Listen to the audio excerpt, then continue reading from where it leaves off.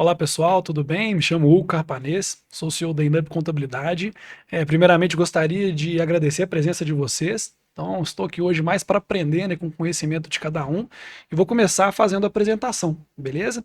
Então, temos aqui ao meu lado Fred Amaral, CEO da E-Auditoria, especialista em empreendedorismo tributário, estratégias comerciais e soluções digitais de auditoria. Temos também a doutora Valéria Pestana, ex-delegada regional da Receita Federal, ex-conselheira do CARF, com mais de 40 anos de experiência em contencioso administrativo, fiscal e gestão tributária, e também o Dr. Tancredo Aguiar, advogado tributarista, sócio da BJ-PAF Advocacia, com atuação estratégica em contencioso e em matéria tributária. Então, muito obrigado por estarem aqui. Nosso objetivo aqui hoje é a gente trazer alguns temas relevantes, né, sobre a reforma tributária. Eu tive a atenção de pesquisar o que mais os empresários e as pessoas estão pesquisando sobre a reforma tributária, para a gente conseguir trazer aqui um conteúdo que gere esse interesse e que realmente a gente consiga tirar as dúvidas das pessoas, ou pelo menos trazer uma luz, né? Então, quando a gente fala da reforma tributária, acredito que muitos empresários estão inseguros quanto a isso, alguns estão com medo, e o pior são aqueles que nem estão se preocupando quanto a isso, né? Então, a gente acha que é o nosso papel a gente tentar trazer um pouquinho dessa preocupação, né, que a gente tem por estar envolvido em toda essa mudança que está acontecendo no Brasil. Afinal, é a maior mudança tributária de, no mínimo, dos últimos 30 anos que nós estamos passando. Então, vou abrir esse painel aqui com a doutora Valéria. Tá bom, Valéria? Posso perguntar para você? Uma Pode, anotação. pode sim. Valéria, considerando sua trajetória na Receita Federal e no CARF, como você enxerga o momento atual? Né? 2026 é um ano de risco efetivo para as empresas ou ainda um ambiente de adaptação controlada? Bem, primeiro, cumprimentando a todos os colegas aqui de mesa, agradecendo o convite. Eu tenho uma experiência bastante ampla dentro do serviço público federal, né, da Receita Federal, e o que eu vejo é um ano de experimentação ainda, inclusive para o fisco. Eu não vejo o fisco totalmente preparado ainda para implementar a reforma no porte que ela tem. Eu acho que é um ano experimental para todo mundo. Então, isso é bom, né? Então a gente se coloca no mesmo barco aí que a própria Receita Federal, Exatamente. entre partes, A né? Receita, o Estado, o município, eles têm uma estrutura muito maior, muito mais ampla, forte, mas Aham. está todo mundo experimentando também. Sim, olha só, o empresário que não fizer nada em 2026, ele já corre um risco imediato ou apenas adia um problema maior para os próximos anos? Olha, eu nem acho que eu tenho um risco imediato, não. Eu acredito é que o risco vai ser mais interno. Se ele não pensar em 2026, em 2027, quando a coisa começar a ser implementada, ele vai ter perdas, ele vai ter prejuízos, ele pode prejudicar principalmente o andamento do próprio negócio, além de problemas fiscais, problemas de autuação. Então, eu acho que até a própria capacidade do negócio ela tem que ser olhada nesse momento. Tem que pensar 26 para depois 27 começar a funcionar. Vamos, assim, o próprio ano já fala, né? A gente está em fase de testes, né? Então, Exatamente. acho que todo empresário tem que aproveitar esse ano para se preparar, É, ele tem que para pensar esse ano, né? exatamente, para se planejar, né? Se preparar e Exatamente. se planejar, porque a partir do ano que vem não tem muito mais escapatória, né? Já começa a valer Exatamente. efetivamente, já começa a doer um pouquinho no bolso, É isso não é mesmo. verdade? Muito obrigado, doutora Valéria. Vou fazer uma pergunta para o Fred. Né? Fred, olhando para as empresas na prática e com base nos dados que você acompanha, o que você já está vendo hoje? As empresas já estão se antecipando à reforma ou ainda tratando como um tema distante? Olha, eu vejo que muitas empresas já estão se preparando, sim, já estão simulando cenários, mas num número muito menor do que eu acho que é o razoável. Isso que a Valéria falou, eu concordo plenamente, que é o seguinte: para mim, um dos grandes riscos da reforma é o efeito surpresa. É você chegar em dezembro e tomar um susto porque janeiro já vai ser diferente. E aí sim, muitas empresas vão ser prejudicadas por não antecipar as possíveis consequências. Por exemplo, se eu vou ter um aumento de carga tributária, se a notícia é ruim, que eu saiba agora, porque eu tenho que talvez rever a estrutura de custo da minha empresa, para eu chegar no ano que vem e poder suportar isso. O que eu não posso é chegar de surpresa. E a gente tem visto que já está chegando aí, né, no segundo trimestre, e as pessoas ainda não começaram a se mexer efetivamente. Eu tenho visto alguns empresários que já fizeram suas simulações, já anteciparam alguns cenários e faz total diferença. Até se a notícia for boa. Porque se a notícia for boa e ele entrar em 2027 com compliance, com conformidade, sabendo que ele vai ter mais competitividade, muito provavelmente ele vai passar à frente de um concorrente que pode ser pego de surpresa numa situação dessa que a gente falou. Ele vai estar certinho, ele já sabe que ele vai poder ter o preço mais competitivo. Então, antecipar esses dados faz toda a diferença. Você trouxe um ponto importante, né? Muita gente interpreta isso como algo negativo, porque vai ser prejudicial para o seu negócio, né? Para a sua empresa. Mas tem aquelas tipos de negócio que podem ser beneficiados. Não, tem. Mas assim, se a notícia é ruim, que eu saiba agora. Claro. Eu tenho que saber agora para me mexer. E não adianta ficar chorando, né, gente? Não adianta eu vou ficar reclamando. Não, já está aí. A reforma já aconteceu, já está aprovada. Então eu posso ficar reclamando, né, com os meus amigos e chorando pitanga com eles, mas o que vai adiantar isso aí? Não vai adiantar nada. Então, se é para ter notícia ruim, o meu segmento não vai ser beneficiado, ótimo. Mas quem pensar antes, quem se preparar antes, tem muito mais condição de se adaptar. Porque o brasileiro, cá entre nós, né? A senhora já lidou com isso, tem ampla experiência com empresariado.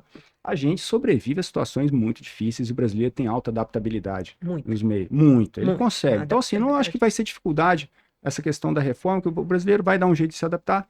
Só que não dá para entrar num jogo novo jogando as regras antigas. E isso aqui não dá. Então, você já aprendeu a jogar as regras antigas. Você acha que você vai conseguir a mesma coisa com um novo jogo? Não, não vai. Então, se você tivesse inteligência, eu acho que a gente vai tirar de letra, assim, em muitos aspectos a reforma tributária. Mas esse aspecto é fundamental. A gente tem que decidir com base em dados, não dá para decidir com base em achismo e tal. A gente estava comentando aqui, né, que você falou de alguns estudos prévios que você fez. Isso faz total diferença quando você chega para o empresário com dados e fala, ó, cenário A, B, C. A, muito pessimista. C, pouco provável, talvez esse B. Vamos trabalhar nisso aqui? Vamos. E aí você se planeja. Faz total diferença. Ô Fred, vou pegar aqui deixa eu te fazer uma pergunta. Eu li uma pesquisa um tempinho atrás, que mais ou menos 80% das informações que os empresários estão consumindo sobre a reforma tributária vem dos seus próprios contadores, né? Então o contador se torna, nesse momento, uma fonte confiável ali de informações, né? Ou de como vai interpretar essas mudanças. E você sendo um parceiro ali dos contadores, né, através da auditoria, como é que você observa o mercado de contabilidade nesse momento e como que os contadores podem aproveitar, né, esse momento de mudança, esse momento de insegurança para atender melhor ali os seus clientes? Então, a gente tem duas categorias aí. A gente tem os contadores que já se ligaram e que já estão muito antenados, que isso é uma baita oportunidade para eles de se posicionar, e é mesmo. E a gente tem um pessoal que ainda está acomodado. Muito provavelmente vão perder alguns clientes ou muitos clientes ano que vem. A gente está agora.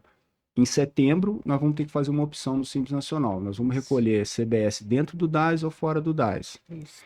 Imagina vocês, uma empresa chegando em janeiro e descobrindo que ela vende B2B, que ela precisa gerar crédito para o seu cliente e ela não fez nada e a opção dela não foi aquela. E de repente ela perde um cliente que é uma fonte de receita importantíssima.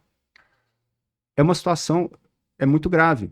Então, os contadores que já se anteciparam a isso, eles já estão o quê? Eles estão começando a fazer reuniões, estão ganhando novos clientes, estão conquistando autoridade perante esse pessoal todo, porque é uma baita oportunidade. Então, eu tenho visto um movimento muito grande da classe contábil, né, contadores estudando bastante, vendo a reforma tributária como uma oportunidade estratégica, mas ainda temos aí uma grande parte que, infelizmente, ainda não começou a se mexer. Exato, é um momento, assim, minha leitura de mercado que bota todos os escritórios no mesmo patamar de conhecimento, né? Então, como existia muita especialização, isso acaba caindo por terra e nivelando esse nível de conhecimento. Olha só o que você falou, essa pesquisa é interessantíssima. O empresário já vê o contador como a principal fonte de informação da reforma. Muitas vezes a gente tem que convencer o empresário, se a gente quer fechar um negócio novo, de que eu sou a pessoa certa. Não, o mercado já está preparado, o empresário já tem o sentimento que o contador é a pessoa certa. Então, o contador que não aproveitar essa oportunidade agora, eu nem sei o que falar, Sim. Porque a oportunidade está aberta. Basta você querer estudar e você abordar o mercado. Se posicionar. Exato, né? se posicionar. Claro, Fred, muito obrigado. Vou fazer uma pergunta para o Dr. Tancredo. Tudo bem, Tancredo? Beleza. Do ponto de vista jurídico e estratégico, 2026 já exige um posicionamento das empresas ou ainda é possível aguardar maior clareza regulatória? Bom, primeiro, obrigado por essa oportunidade. Um excelente momento para estarmos juntos aqui conversando sobre um assunto tão caro para a sociedade brasileira. E Sua pergunta me remete a uma resposta bem objetiva, Hugo. O momento é agora. Por que o momento é agora? No aspecto jurídico, eu já tenho que começar a checar os meus contratos. Com quem eu tenho contrato, se eu vendo para pessoa jurídica ou para pessoa física, o modelo desse contrato, o teor desse contrato, a cláusula desse contrato. Se esse contrato é de longo prazo, eu já tenho que começar a checar a incidência do ICMS e do ISSQN, que em 2029 vão começar a ser reduzidos para serem mortos em 2032. Então, 2026, como a própria doutora Valéria chamou a atenção nossa, é um momento de experimentação, mas é um momento também de decisão. O empresário não precisa esperar clareza plena, mesmo porque ele tem hoje a oportunidade de simular cenários, e aí, quem é inteligente vai simular o pior. Porque se o pior acontecer, está preparado. Se o pior não acontecer, já está na frente. Justo. Então, na sua experiência, é mais arriscado decidir agora ou esperar? Acho que você já explicou isso, né? Exatamente. O momento é de decisão. É muito mais arriscado esperar para decidir depois. Até porque, e isso é importante, como a gente está diante de uma reforma tributária, nós estamos diante de uma mudança profunda na filosofia da tributação do consumo. Não é uma mudancinha tributária, não é uma reforminha tributária, não é uma modificaçãozinha de atualização da lei. Eu tive uma modificação completa na filosofia da tributação sobre o consumo. A forma de recolher o tributo sobre o consumo foi completamente modificada. Então, isso exige preparo, isso exige decisão, isso exige planejamento e antecipação. Quem fizer isso agora, certamente terá melhores frutos a colher lá na frente. Quem não fizer, possível pode vir a quebrar o negócio, pode vir a ter grandes problemas, talvez se recupere, evidentemente, porque o brasileiro é realmente muito adaptativo, mas vai ter mais dificuldade de fazer isso. Então, quem tiver mais atento agora, neste ano de 2026, por agora mesmo, neste momento, em abril, nós vamos ter o que certamente vai ter uma oportunidade muito melhor lá na frente. É aquele velho ditado, né? Quem chega na frente toma água limpa, né? Então, É quem isso se aí. preparar melhor agora em 2026, consequentemente, vai ter um impacto menor ou vai saber mais o que vai acontecer no próximo ano. Exatamente. Fred, considerando sua atuação com auditoria e dados fiscais, o tema do split payment tem gerado preocupação no mercado. Na prática, isso tende a representar um choque de caixa para as empresas ou uma correção de comportamento financeiro? A sua visão, esse para mim é um ponto bem polêmico ali, o split payment, né? A gente acaba sendo um pouco cético ou sem entender muito bem como isso vai funcionar, mas isso tem assombrado aí alguns empresários, né? Só de Exato. ter a notícia. O split payment e o recolhimento pelo adquirente, né? O efeito muito similar aí do tributo já ir direto para o governo e não circular no caixa da empresa. E a gente sabe que os empresários hoje usam o recurso de tributos para fazer giro, né, nas empresas. E tem a opção, obviamente, né, a opção que eu falo contra a lei, mas de não recolher. Tanto é que muitas empresas acabam ficando inadimplentes porque não recolhem seus tributos. Ou seja, aquele dinheiro circulou no caixa e às vezes nem foi destinado para onde ele deveria ir. Agora, esse dinheiro começa a não ir para o caixa das empresas. Então, por que é importante simular isso agora? Porque se você depende desse dinheiro de giro, você tem que começar a fazer um planejamento financeiro, que aí vai mudar o comportamento financeiro, para você chegar lá na frente e não ter esse impacto. Né?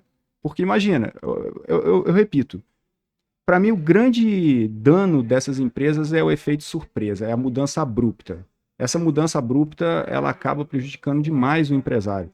Então, vai dar efeito de caixa, sim, porque a gente sabe que esse dinheiro circulando é importante para as empresas. Sabendo desse efeito, as empresas têm que começar a rever seus procedimentos financeiros, seu planejamento financeiro, para começar a não contar com isso. Exatamente, ainda mais num cenário, né, que a gente tem no Brasil hoje, tanto de famílias quanto empresas muito endividadas, né? Então, realmente, acredito que muitos negócios vão sentir na pele, né, ou na verdade vão sentir no seu próprio caixa a falta desse recurso, que Exato. acabam se alavancando com dinheiro em teoria não é dele, né? É um dinheiro ali do Estado, é um dinheiro para ser pago os impostos. Ah, Tancredo Aguiar, vamos lá. Ainda, ainda não temos a definição da alíquota. Como uma empresa pode tomar decisões estratégicas sem saber exatamente qual será a carga tributária? Vou melhorar um pouco a nossa pergunta, né? Existe sim algumas estimativas, eu acho que é interessante trazer essas estimativas aqui para esse debate, até para a gente conseguir ilustrar isso aí para os empresários. Perfeito. Bem, não tem uma alíquota definida ainda. A ideia é que haja uma alíquota, a previsão é que teremos uma alíquota referência e que vai ser definida entre União, estados e municípios, cada qual ficando com a sua parcela, né? Lembrando que nós temos a União, que é exclusivamente titular da CBS, e nós teremos estados e municípios que serão titulares das alíquotas referentes ao IBS, né? Isso vai ter a somatória da alíquota do IVA dual como um todo, portanto, somando ali a carga tributária referência global que as empresas terão. Agora, o que a gente tem que ter em mente? Não tem uma alíquota definida neste momento. Porém, tem estudos, tem várias coisas publicadas, tem entidades sérias fazendo estimativas que permitem que as empresas façam simulações. E mais que isso, quando eu tenho o controle pleno do meu negócio, eu já tenho como ter uma alíquota de referência que tem girado lá ali. Tem gente que fala que vai ser 26,5, tem gente que fala que vai ser 28,5, tem gente que fala que vai ser 30, enfim, mas vamos pensar no pior, 30%. Então eu vou pegar o meu negócio, vou olhar para ele, vou verificar como ele funciona, vou verificar de quem eu compro, quanto eu compro, gerando 30% de crédito, por exemplo, e em cima disso eu começo a fazer as minhas análises para no futuro, olha, vou ter uma média de carga tributária mais ou menos assim. Isso é possível fazer? É possível fazer, né? Se você conhece seu negócio, Sim. você sabe bem de quem você compra e para quem você vende. E aí entra aquilo que o Fred comentou. Eu compro de empresa do Simples Nacional. Essa empresa do Simples Nacional, ela fez a opção por pagar aquilo que tem sido chamado de simples híbrido, tal. Ela fez de pagar o CBS e o IBS por fora. Opa, ela me gera um crédito maior. Ela não fez, o crédito é menor. Como é que vai ser isso? Eu vou precisar mudar de fornecedor ou não? E eu também tenho que olhar para dentro de casa, na medida considerando o crédito que eu vou gerar. Então, agora, a gente tem falado o seguinte: a guerra fiscal, ela acaba muito entre aspas, e a gente pode aprofundar nisso em outro momento, mas teremos uma guerra por créditos. O crédito tributário vai ser a bola da vez a partir da reforma tributária, por conta da não atividade plena. Então, voltando, ainda que não tenhamos uma definição de alíquota, é plenamente possível e recomendado que as empresas comecem a fazer uma análise simulada daquilo que venham a ter de carga tributária no futuro. Isso é plenamente possível e recomendado, repito. Dentro do que você falou, uma coisa que faz muito sentido, que a gente acaba orientando nossos clientes, pelo menos mapear seus 10 principais fornecedores. E fazer uma pesquisa ali, qual regime, por exemplo, esse fornecedor ele já é hoje.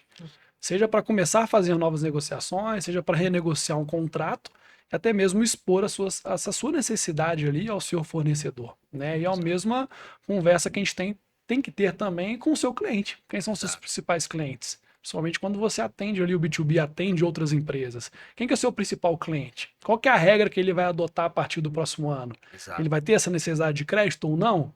Se ele precisar do crédito, eu consigo renegociar o contrato para cobrar um pouquinho mais caro dele ou não? Então, são nuances, né, que todo empresário tem que começar a se familiarizar com isso, Exato. a entender com isso para ter essas negociações e, consequentemente, reduzir esses impactos ali no caixa da sua empresa, né, e conseguir preservar que a sua empresa seja sustentável ao longo dessa transição e até mesmo após a transição da reforma tributária. Exato. E até pegando rapidinho um gancho que Uhum. dentro disso que você falou e do que o Fred falou, a gente tem a perspectiva do split payment que traz uma questão que é muito crucial em todo esse jogo de débito e crédito no tributo, que é a vinculação, nós falávamos disso antes, a vinculação do crédito ao recolhimento do tributo. Eu posso pagar eu mesmo para ter o crédito, que seria a depender da situação, uma grande contradição, mas dependendo, pode ser viável que eu faça isso, mas eu preciso contar com que meu fornecedor tenha recolhido a parte dele. Se esse fornecedor não recolheu, eu não tenho crédito enquanto ele não for pago. Isso também pode vir a ser um grande problema nos negócios, sobretudo para aqueles negócios que vão depender de um volume relevante de crédito e, ao mesmo tempo, esse cliente que não gera crédito porque não paga o tributo, ele também pode começar a sair do mercado. Isso é comum. O Brasil tem inúmeras empresas grandes que geram um volume grande de emprego e que não recolhe a tributação. Essa empresa não vai gerar crédito para ninguém se ela continuar assim. Então, como é que isso vai ser a partir de agora? Vai ser que a fiscalização agora vai ser dos próprios clientes. Vai Exatamente. mudar a Aí figura de eu fiscalização. brinco aí, né?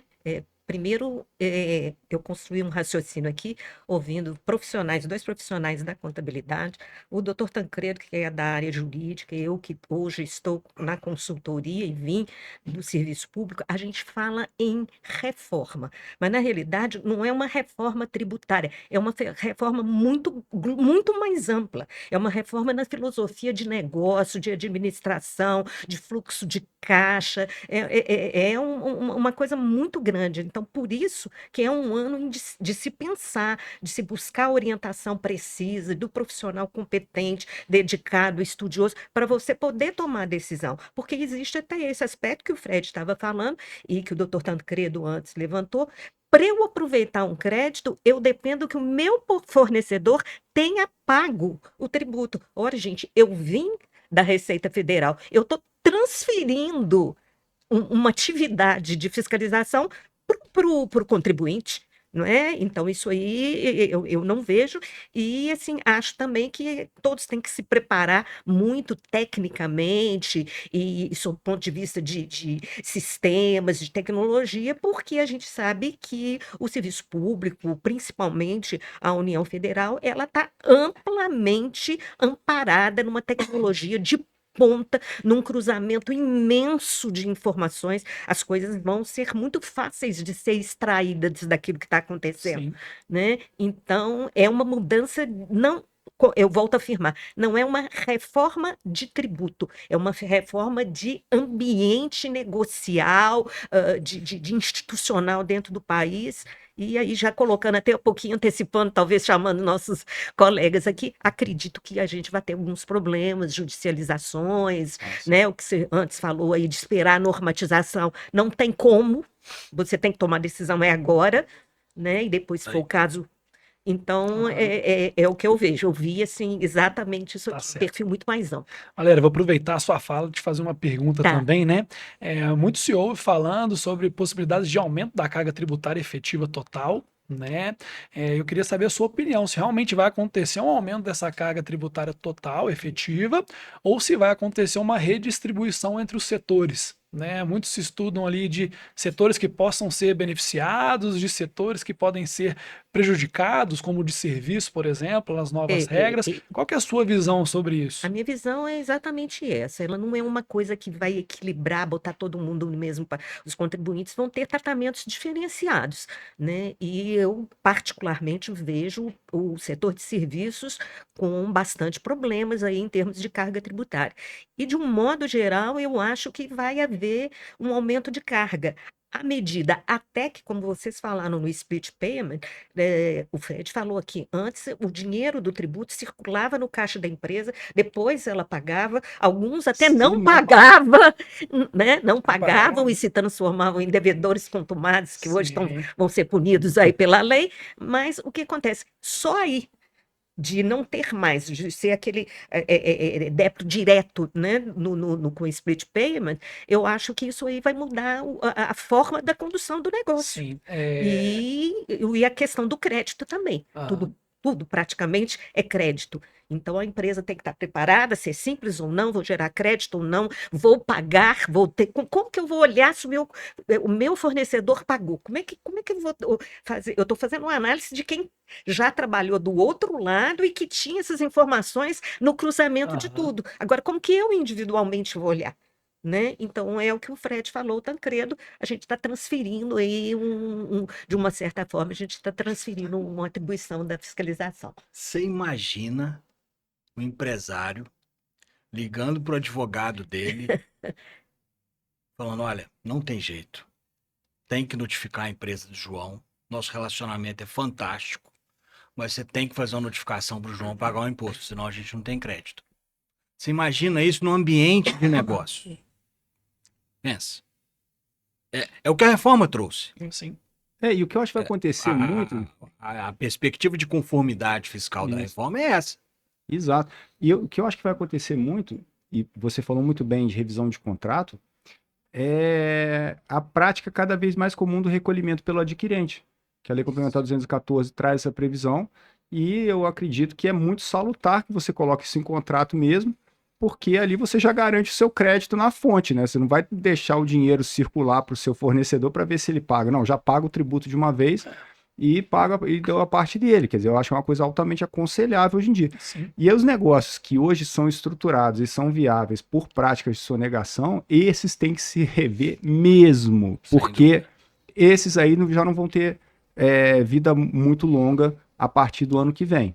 Né? Porque muito negócio que hoje é estruturado e fala é viável e gira por conta disso, não vai ter mais espaço. A gente está acabando de falar aqui, não vai ter como. E a Claro. gente vê, a gente sabe que existe isso, a Sim. gente, como eu Sim. volto a repetir, ouvindo o setor público, a gente sabe que existe a sonegação, a gente sabe que tem gente que sobrevive em cima disso, mas vamos voltar aqui, o cruzamento de informação, ele vai ser muito amplo, ele vai ser pesado, poderoso. Então, volto a falar, eu acho que é uma mudança de cultura, de negócio, de pagamento de impostos, de administração, é Acho uma que coisa muito ampla, é uma reforma, sim, você não foi só muito uma feliz. reforma tributária. Você foi muito feliz quando coloca isso, que não é só uma reforma, é uma mudança de um sistema inteiro. Exatamente. De uma forma inteira de funcionamento do mercado. Isso. Porque acaba todo mundo está sendo impactado, todo mundo está descobrindo, né, esses impactos de fato, descobrindo os seus efeitos e começando a descobrir também como trabalhar, né, com essas novas regras. Então a gente está mudando um sistema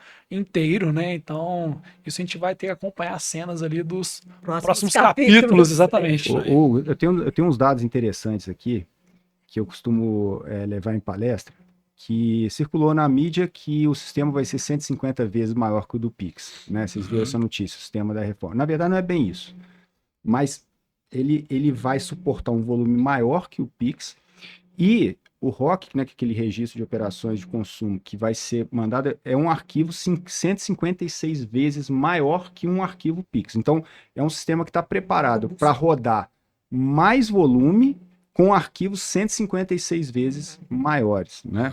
E assim, os dados consolidados do Pix são de 2004, né, pessoal? 2025 ainda não fechou totalmente, mas olha só, 2024 nós tivemos 26,9 trilhões de reais movimentados e 63,8 bilhões de operações. Agora você imagina o que vai ser esse sistema da reforma. O setor público ele está preparado, né? Ele está preparado para rodar isso, para ter essas informações, para cruzar e voltamos aí. E no sistema de apuração assistida dá um conta corrente praticamente em tempo real para o contribuinte. Exatamente, tempo real. Então tem que pensar antes, tem que planejar, tem que ter orientação. Exatamente. Pessoal, muita mudança. Fazer uma pergunta para o Tancredo, tá bom, Tancredo? Na sua atuação na assessoria estratégica, o regime tributário passa a ser uma decisão comercial e competitiva e não apenas fiscal? Sem dúvida nenhuma. Acho que. Sabe o que é mais contraditório da reforma tributária? Ela traz como princípio neutralidade, mas na prática nunca foi tão importante verificar tributo como agora. Porque a ideia de neutralidade é uma ideia de paridade comercial, em que as empresas, de algum modo, não se concorrem entre si, baseando-se em estratégias tributárias. Eu vou aproveitar esse gancho da neutralidade com a segunda pergunta. Então, você acha que a empresa que não se preparar, ela pode vir perder contratos por estar no enquadramento errado, por exemplo? Foi algo que a gente já falou aqui, mas eu gosto de reafirmar para a gente conseguir levar essa informação de qualidade para quem pode estar assistindo a gente. Sem dúvida nenhuma. Por quê? Primeiro, regime tributário é obrigação que toda empresa faça revisão de regime tributário todo ano. Isso é básico. Todo ano tem que ver se no ano seguinte qual é o melhor regime tributário para minha empresa. Isso é básico mesmo. Tudo bem, passou isso. Isso continua sendo básico, porque o regime tributário não morreu. Nós continuaremos tendo lucro presumido, continuaremos tendo Simples Nacional, continuaremos tendo lucro real. E aí a gente tem um pulo do gato aí que talvez, se você pega uma empresa, dependendo do tipo de segmento, se ela, por exemplo, está no lucro presumido, ela pode ter uma performance interessante a partir da reforma tributária. Porque ela passa a ter uma não cumulatividade que não tinha, com o IBS e CBS. Mas, respondendo a sua pergunta, o regime tributário para as empresas continua sendo fundamental a sua análise e ela, de fato, deixa de ser uma análise puramente fiscal e agora passa a ser passa a ser também fiscal, mas mais que fiscal, negocial. É negociar. Modelo de negócio, estratégia de negócio, estratégia comercial. Porque o regime tributário vai ser um divisor de águas a partir do qual as empresas farão os seus negócios a partir de agora. Dentro daquilo que conversávamos. Empresa do Simples Nacional. Primeira pergunta: quem é o meu cliente? CPF ou CNPJ? A partir da reforma, isso importa. Se eu vendo para CPF, eu não gero crédito para Dona Maria. Mas se eu vendo para a transportadora 10, eu vou gerar crédito para essa transportadora. Quanto de crédito eu vou gerar? Lucro presumido, mesma coisa. Lucro real, mesma coisa. Então, e o lucro real, para mim é o regime tributário, eu gosto demais do lucro real. Porque é o regime tributário que permite ao empresário conhecer o negócio dele com uma ressonância magnética, desde que bem feito. Então, o lucro real, por exemplo, ele é um regime fantástico. Nesse sentido, para concluir, todo e qualquer empresário, seja ele pequeno, seja ele médio, seja ele grande, se não ficar devidamente atento a esse todo que a doutora Valéria falou, ele vai ficar para trás, ele vai ter problema. E mais que isso, uma coisa que eu tenho percebido como advogado tributarista,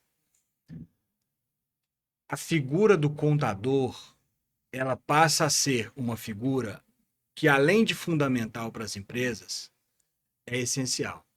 Mas, junto com o contador, agora outras expertises também passam a ser fundamentais. Tecnologia tributária, consultoria tributária, consultor de finanças. Quem desenha modelo de negócios.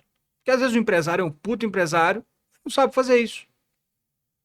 Então, quem tiver devidamente assessorado por um time de especialistas que vão se integrar para atuar para aquele empresário, sem dúvida nenhuma vai ganhar uma competitividade muito fundamental e interessante. Isso mesmo, acho que você foi muito feliz, né? Porque tem a mudança estrutural fiscal, tem a mudança estratégica referente aos seus fornecedores e os seus clientes, e tem um impacto direto no caixa, seja por um aumento ou diminuição tributária ou por questão do split payment, né? Então, assim, são várias esferas ali que a gente tem que analisar numa realidade de empresa. Pessoal, a gente está chegando no final aqui do nosso podcast, mas eu tenho a última pergunta. Eu gostaria que cada um de vocês falasse a sua opinião, que é o seguinte: se fosse para dar uma dica para os empresários agora sobre a reforma tributária, que dica que vocês dariam para eles se prepararem melhor, ou um ponto de atenção, por exemplo? Acho que a gente pode repetir algumas questões que a gente já trouxe aqui, obviamente, mas acho que essa dica final vai ajudar, né, o empresário ali a ouvir isso e colocar um dever de casa para fazer nos próximos dias. Bom, começando, né, já que, Ah, né, deixa à as damas vontade, primeiro isso. para falar, e eu acho que nós vamos até chegar todos no mesmo ponto, no mesmo consenso, prepare-se. Prepare-se, pensa, decida antecipadamente, planeje-se, né? E a questão de que ficou muito claro, acho que eu nunca vi tão claro como nessa conversa aqui, a questão de que nós temos uma mudança de modelo. uma mudança de estrutura, de ambiente negocial, é uma coisa institucional dentro do ambiente de negócios. Então, isso é que eu acho fundamental. E eu acho que aí o preparo, o conhecimento, a assessoria, o planejamento, isso é fundamental. Tudo bem. Bora Bom, lá, Fred. Vamos lá, então. Ó, conselho que eu dou para quem mexe com mercadoria, revise seu cadastro de produtos, Isso. revise seu cadastro, revisite, revise seu modelo de precificação, que vai ter que ser totalmente analisado a partir de agora, não dá para seguir com o mesmo modelo de precificação. Revise sua cadeia de fornecedores, revise sua cadeia de clientes. Simule esse cenário para você não ser pego de surpresa. Volto a falar. Para mim, a inteligência está em você desenhar esses cenários, ainda que de forma não tão precisa, mas porque é um exercício de futurologia, né? No futuro é uma incógnita. O que vai acontecer com a empresa, se ela vai ter os mesmos fornecedores, vai estar vendendo a mesma mercadoria, a mesma participação de mercado. Mas vamos partindo da hipótese que a gente continue como a gente é hoje, qual que vai ser o impacto? E a partir daquilo ali a gente se prepara. Mas algumas coisas já faça de uma vez. Por exemplo, revisar cadastro de produto. De plano, já revisite, já faça a classificação. Perfeito. Legal. Tancredo, por Bom, favor. primeira coisa, converse com o seu contador. Nossa, é uma boa, hein? Saiba se o seu contador está inteirado da reforma tributária. Porque se ele não tiver, ele precisa estar. E não necessariamente você tem que trocar de contador. Você tem que provocá-lo a estar inteirado da reforma tributária. Converse com o seu advogado ou com o seu time de advogados, seu escritório de advocacia. Verifique se esse escritório, se esses profissionais da advocacia estão preparados para poder atuar em seu nome, em prol da empresa, no que diz respeito à reforma tributária. E depois nós vamos falar um pouco mais também, em outra oportunidade, mas não é só a reforma tributária do consumo, tem outras normas, Sim. Exatamente. tem outras normas na área, Tem né? várias coisas novas acontecendo. Então, tem que né? saber se os profissionais que assessoram você estão preparados para trabalhar para você. Terceiro, não tem como fugir de boa tecnologia.